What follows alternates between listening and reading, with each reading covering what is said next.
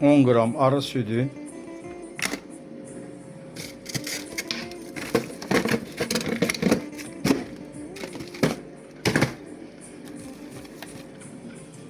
100 qram homogenat,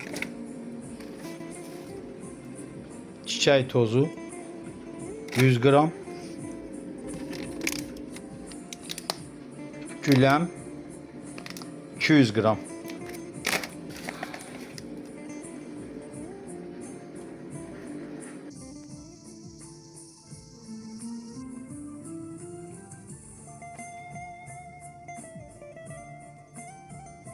Salam dostlar, hər vaxtınız xeyirli olsun. Bugün 23 iyul 2026 il. Yenə bir müştərimizin sifarişini hazırlayırıq. Möhtəşəm arı məhsullarından qarışım.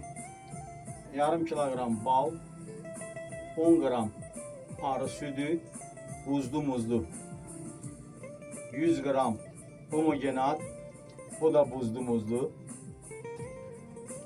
çiçək tozu 100 qram və 200 qram güləm.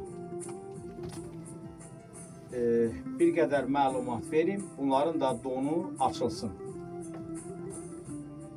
Baldan başqa bütün arı məhsulları dondurucuda qalmalıdır. Bu qanundur.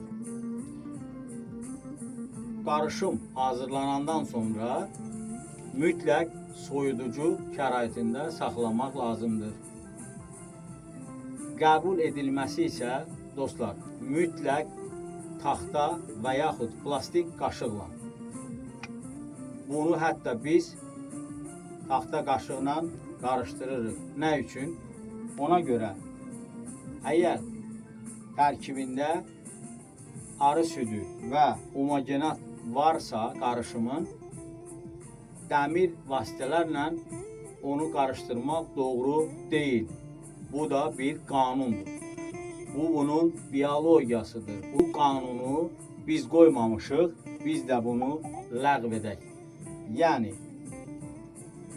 ənənəvi olaraq mən müştəri üçün hazırlayıb, video çəkib, ona da göndərirəm və öz səhifələrimdə paylaşıram.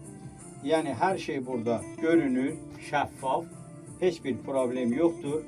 Bütün arı məhsulları baldan başqa amma dondurucuda saxlayıram və öz təsərrüfatımın məhsuludur. Öz əllərimlə bunları qram-qram toplayıram və satıram. Getdik qarışımımızı hazırlamağa.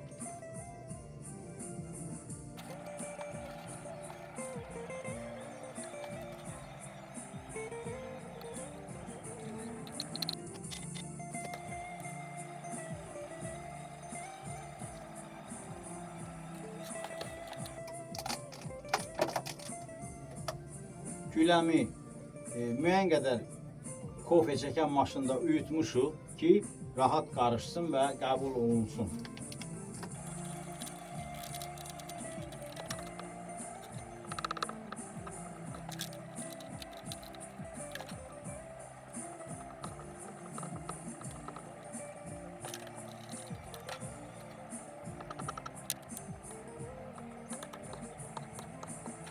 Deməli, güləm biraz çox əlavə etdim dostlar. Ona görə biraz, baxın, qab azlıq elədi. İndi qarışandan sonra tam yerini tutacaq.